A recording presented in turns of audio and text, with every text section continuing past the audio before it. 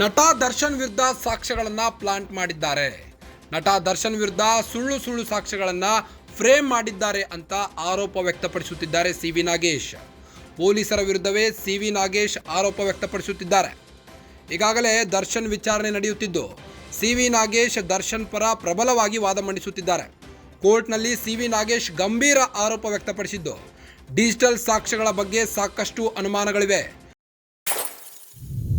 ಶೆಡ್ನಲ್ಲಿದ್ದ ಮರದ ಕೊಂಬೆಯಲ್ಲಿ ರಕ್ತದ ಕಲೆಗಳೇ ಇರಲಿಲ್ಲ. ಶೆಡ್ನಲ್ಲಿದ್ದ ಮರದ ಕೊಂಬೆಯಲ್ಲಿ ರಕ್ತದ ಕಲೆ ಇದೆ ಎಂದಿದ್ದಾರೆ. ಆದರೆ ಆ ಮರದ ಕೊಂಬೆಯಲ್ಲಿರೋದು ರಕ್ತದ ಕಲೆಗಳೇ ಅಲ್ಲ ಅಂತ ಸಿ.ವಿ. ನಾಗೇಶ್ ಆರೋಪ ವ್ಯಕ್ತಪಡಿಸಿದ್ದಾರೆ. FSL ವರದಿಯಲ್ಲಿ ವಿಡಿಯೋಗಳೇ ಇಲ್ಲ ಎಂದಿದ್ದಾರೆ. ಪಂಚನಾಮೆಯಲ್ಲಿ ರಕ್ತದ ಕಲೆಗಳು ಇದೆ ಎಂದಿದ್ದಾರೆ. ಆದರೆ FSL ವರದಿಯಲ್ಲಿ ರಕ್ತದ ಕಲೆಗಳು ಇಲ್ಲ ಎಂದಿದೆ. ಇದು ಪೊಲೀಸರು ತನಿಖೆಗೆ ಹಿಡಿದ ಕೈಗನ್ನಡಿ. ಪೊಲೀಸರ ತನಿಖೆ ಬಗ್ಗೆ ಸಿ.ವಿ. ನಾಗೇಶ್ ಪ್ರಶ್ನೆ ಹಾಕಿದ್ದಾರೆ. 57ನೇ CCH ಕೋರ್ಟ್ನಲ್ಲಿ ಪ್ರಬಲವಾಗಿ ವಾದ ಮಂಡಿಸುತ್ತಿದ್ದಾರೆ ದರ್ಶನ್ ಪರ ಸಿ.ವಿ. ನಾಗೇಶ್. ದರ್ಶನ್ ವಿರುದ್ಧ ಸಾಕ್ಷ್ಯಗಳನ್ನು ಪ್ಲಾಂಟ್ ಮಾಡಿದ್ದಾರೆ.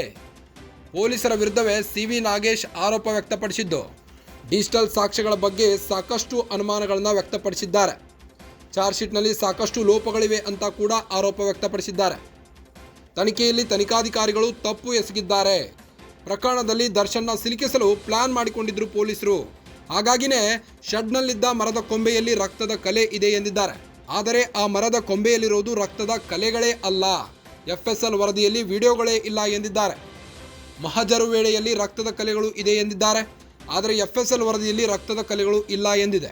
ಇದು ಪೊಲೀಸರ ತನಿಖೆಗೆ ಕೈಗನ್ನಡಿ ಹಿಡಿದಂತಿದೆ. ಪೊಲೀಸರ ತನಿಖೆ ಬಗ್ಗೆ ಸಿ.ವಿ. ನಾಗೇಶ್ ಪ್ರಶ್ನೆ ಹಾಕಿದ್ದಾರೆ.